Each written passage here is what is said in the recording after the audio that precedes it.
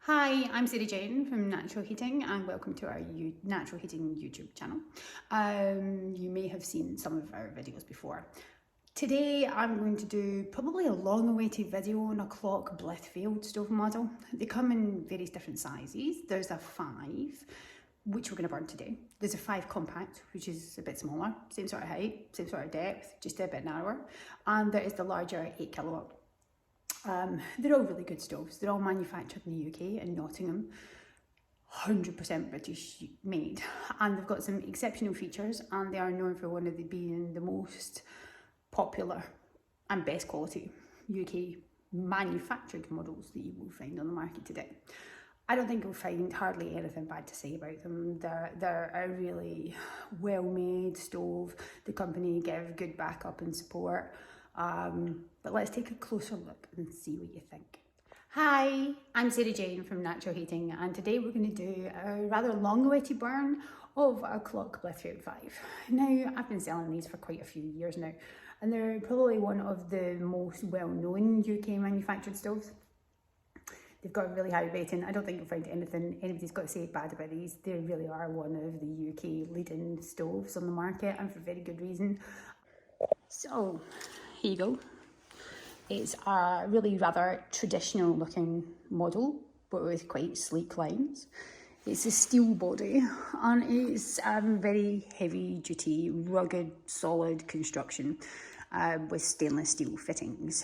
Door handle is on the right hand side, and you've got 2 air controls at the bottom, 1 primary and 1 secondary. Now on most stoves you would find that the left hand one is the primary and the right hand one is the secondary, but on the Clock it's the other way around. So you'll have both of these open to start with when you're burning wood, and once you're up to temperature you're going to shut this one down first and then do most of your control on that one.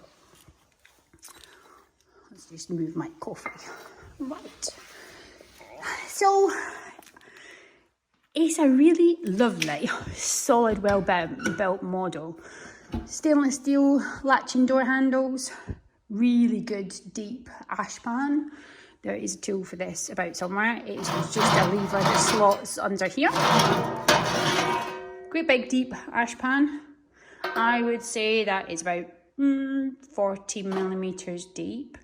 You never fill it, not unless you're emptying about once a fortnight, because when you burn this stove and you burn it for a good full 12 hours, you have less than a teacup of ash and wood if you're burning it right in here.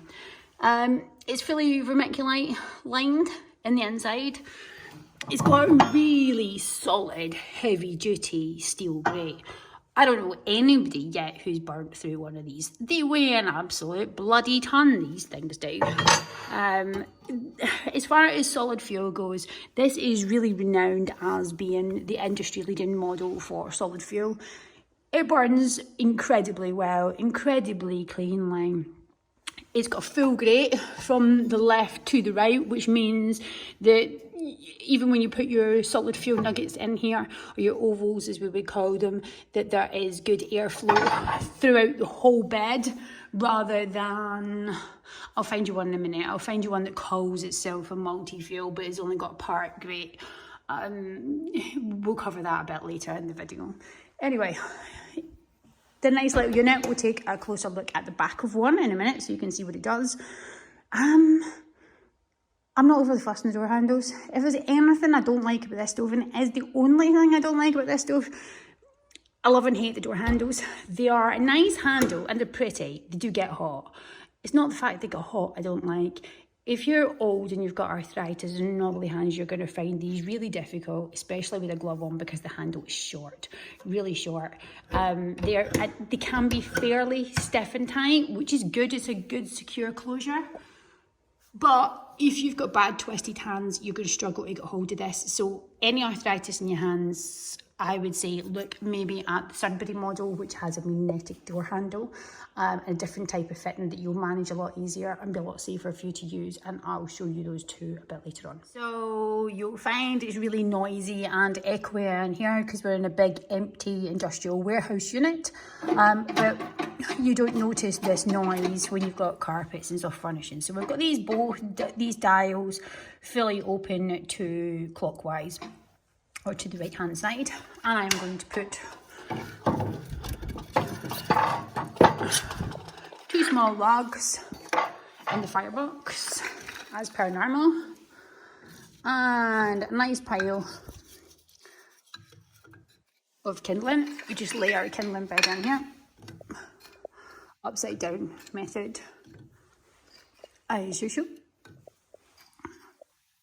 I'll stick 1 fire lighter in the middle, and then some more over the top. I don't skimp in kindling. I like to use a lot of kindling, heat the chimney up nice and quick. And my blowtorch. I was asked why I use blowtorch. You don't have to have a blowtorch, it's because I do a video and I've got the mobile phone in the other hand. And you can't light a match with one hand, very easy, and video at the same time. So, door slightly ajar, just to give it a decent pull to get started. Plenty of air. Both the air controls open, and she should take quite nicely. Oh dear. Right, let's have a look. So, this is what the back of a clock looks like. And this is why we know it as a clock, because the mechanisms are built on a dial-based system. And I can't get to the other side to get to the controls to show you in a minute, but there's loads and loads of travel on these dials, and you can move them with precision amounts, and it will stay exactly where you want it to go. So there's lots and lots and lots of travel on these controls, which means you've got a massive variance in what you can do with it and how precise you can fine tune that. Now there's also these 4 studs on the back, and these 4 studs are for attaching a heat deflector plate to get closer distance to combustible walling. So basically it's just a metal plate that goes on the back with some bolts to hold the plate out like a spacer. And this one here is your DEFRA screw. So basically that gets locked partially open for smokeless zones, which restricts how much you can shut that stove down.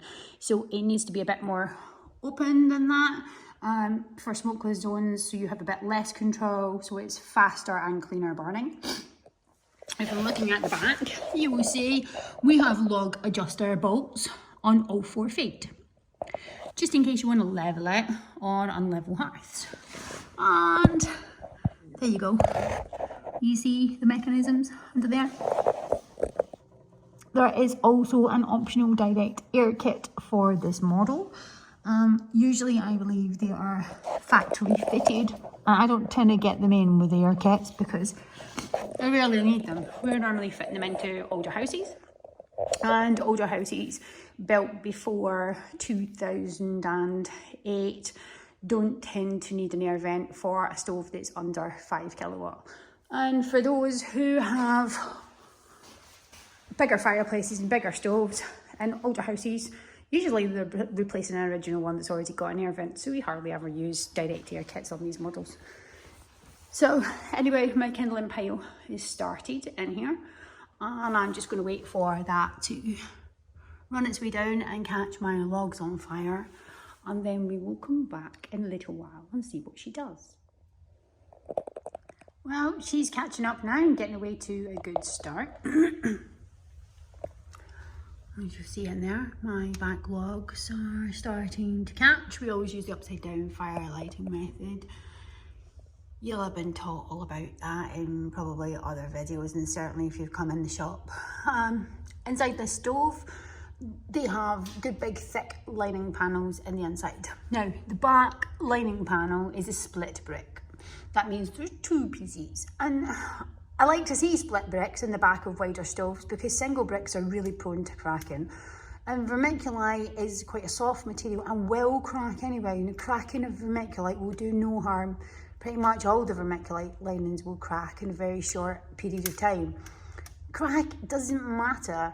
You only replace vermiculite line-on panels when the cracks are wider than the thickness of a pound coin.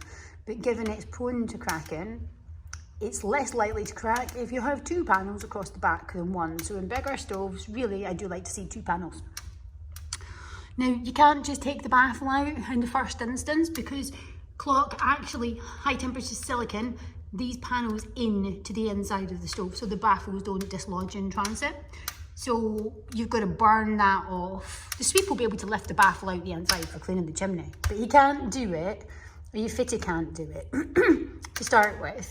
There shouldn't be any need really, to be honest, because they're actually glued in. So until that glue's burnt off, don't even attempt to take the baffle out because it isn't going to happen. There we go. That's what upside down fire lighting does. Once your fire starts going and really starts kicking off and the bottom log's starting to catch, it really will catch with quite an elaborate heat. It's just about getting that initial chimney to warm up from the top, and the more and more that fire catches and the quicker she takes, as the chimney heats up, you just get a far better draw. It's always best to use this method. And once my bottom logs are alight, I typically put another small log on top while I still have that structure of the kindling to hold the top log so it doesn't flash down and gets my fire going better. So we've got a fire sandwich in there. Now it's going nicely. I can shut the door. Now you're going to see it starting to get all black on the inside. And that black is just carbon. And it's carbon because it's cold, because it's not up to temperature yet. It's blooming freezing in here, actually. This is the sort of thing that I do at 10 o'clock on a Friday night. You think there's something better to do, wouldn't you? Anyway, I enjoy doing these anyway, not a problem. So we're waiting on the carbon burning off. It's all going to get black in there. And we don't want to turn her down at all until it's back to being clean. So now I've shut the door. It's slowing down a bit, but what you will see is this log is going to catch fire quite quickly. The bottom logs are already on fire. It's not going to go out. It's just a case of being patient, giving it a little bit of time and letting her do her stuff. Now, don't forget, when you get a new stove, paint has to go off. So we don't want too big a fire to start with. That's probably enough fuel for tonight, but it's going to take some time for this to warm through. Now, the top is already starting to get hot. And once it gets hot, the paint will start baking on. And what I'm hoping to show you tonight is what it looks like when paint starts baking on. It kind of goes a bit tacky on the top and often will start to fume. Sometimes you don't see anything on some paints and other ones really get quite nasty and smoky. So if we're lucky, because it doesn't always happen, maybe we will see some smoke off the surface, and then you know not to panic when it happens to you, because you need to ventilate well when you have your first fire to bake the paint on. By the way, there's no rear flue option on the Clock. They are top flue outlet only. And it does take a 5-inch standard collar on all models, apart from the double-sided and the 8 kilowatt, which take a 6-inch diameter flue. So I'm just going to let this burn for a few minutes and come back to her shortly once she's cleared down. But you see the baffle is going a bit black in there, which is fine, it's normal, it's cold, it just takes a bit of time, and the back lining's a bit dark. So I can feel the heat coming through the glass already. It's only been about 5 minutes since I've lit it. The top is starting to get hot. Now around this bit is the hottest part of your stove. Oh, you shouldn't really do that, but it's not hot yet. So let's just grab a stove fan.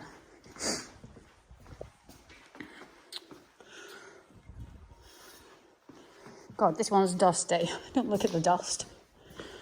So when you put a fan on the stove, don't put it straight in front of the pipe, because more often than not, there's wires in the back that go from the Peltier pad into the motor, and you can end up frying the wires because they're too close to the heat off the pipe. Also, fans have a metallic strip in the bottom that, I can do this with one hand.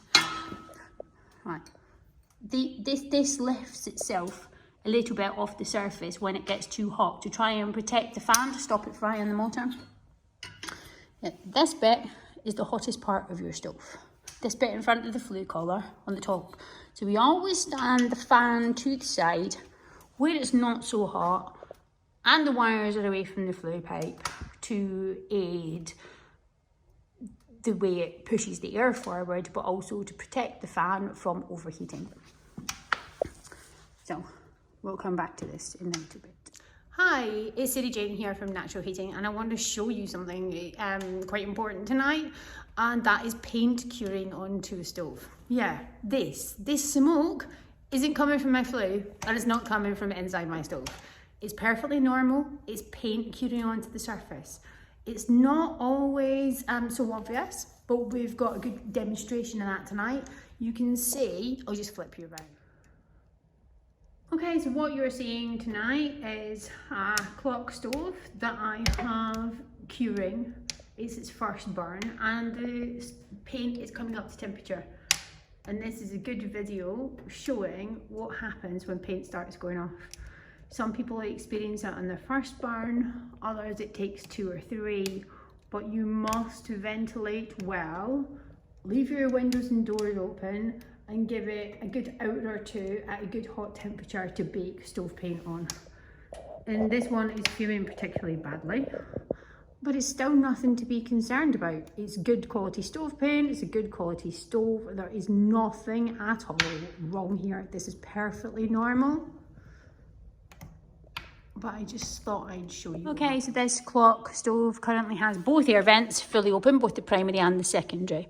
So I am going to turn down the primary, which is the bottom air, because we only typically really use that for smokeless fuel. But this is a short chimney and it sometimes needs a little bit of help, so I'll turn her back a tiny little bit. Now, your top air, or your primary, I know it's your top air, but it's at the bottom of both of these controls, which is a bit mad. But this is the one that controls the air at the top of the firebox. So I'm going to turn this one down now, and you'll see how effective this control is. It has a lot of reaction in a very quick amount of time, but it takes a good 5 or 10 seconds to burn off all the air in the firebox. And this stove does not have the defrost stop open, so it will let you turn it down very low. Too low, in fact, low enough that you will end up with no flame or very little flame, and we need to back it up a snitch. But you see, there's loads of control in there. Oh, it's not so easy to do on your own because my arms aren't long enough to hold back from the camera.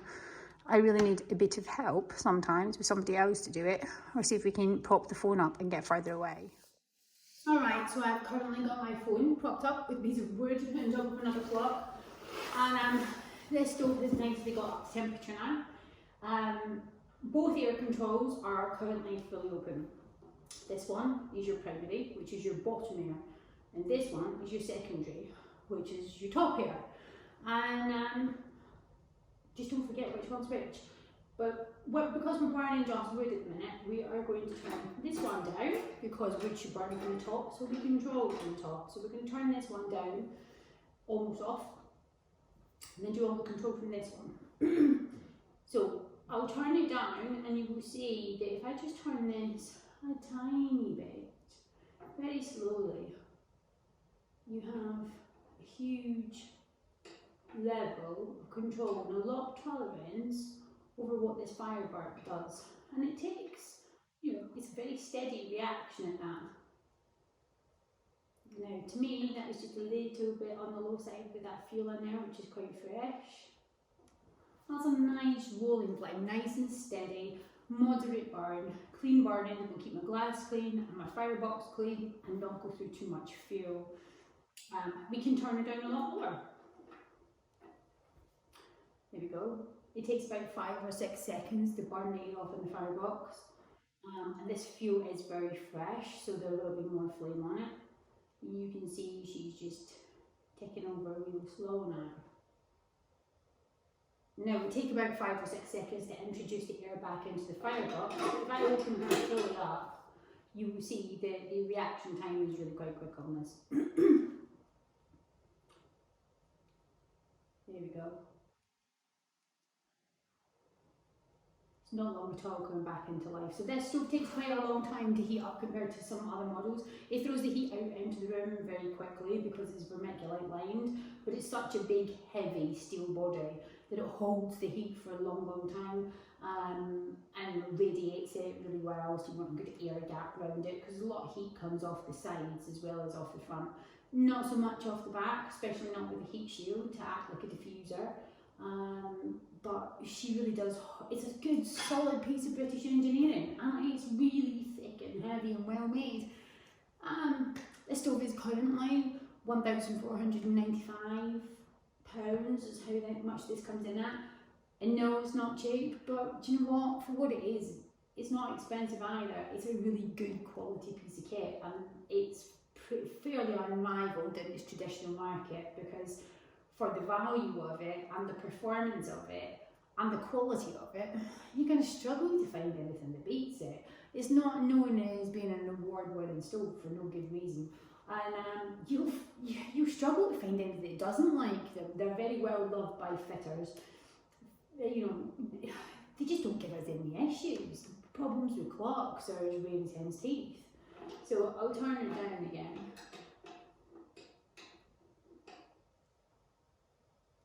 Now it can't go lower, but that's a nice sort of rolling burn. Really controllable, pretty little stove. Some people just don't get on with dials and prefer a slider and a really quick, fiery control that comes back. Other people really appreciate these for what they are because you can tweak it by the tiniest amount and really balance what level of fire control you want.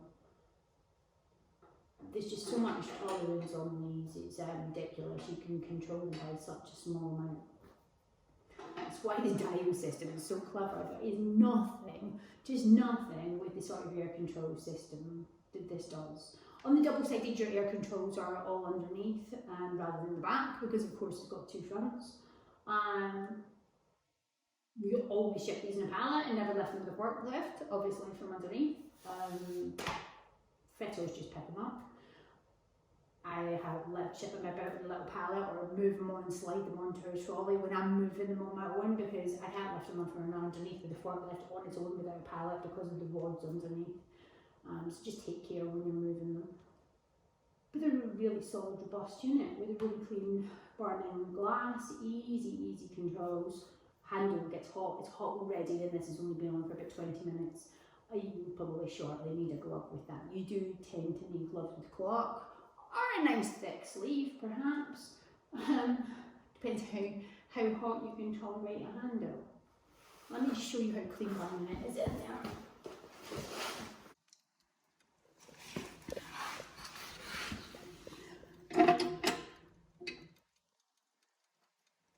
So from open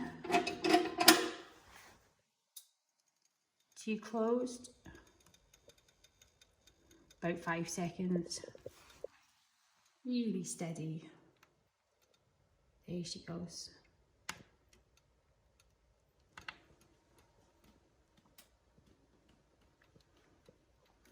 The tolerance is just brilliant.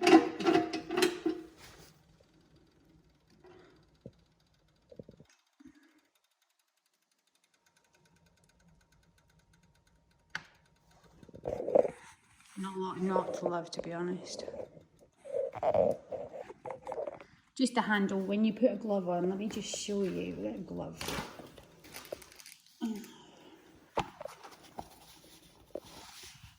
Right, so the only thing I'm a bit iffy about with the clock is door handles, because you've got a great big glove, and when you've got bad hands, getting the space to get your hands in round there is just quite limiting if you've got bad hands. So as I said, for anybody with arthritis, just check you can work these door handles. Do not buy one blind. Go to your local stove shop, go and see one, touch one, feel it, try it. Make sure you can use door handles. My biggest bugbear is door handles. It's a damn shame, but what I'd like to see is more manufacturers doing a stove where you can have a door handle on either side, or reversible, for example. Because one of the things is, if your log basket is on this side of the stove, that's easy, because I can open the door and pick my log up. As you can see, no spillage, it's burning nice and clean, and put my log in the door.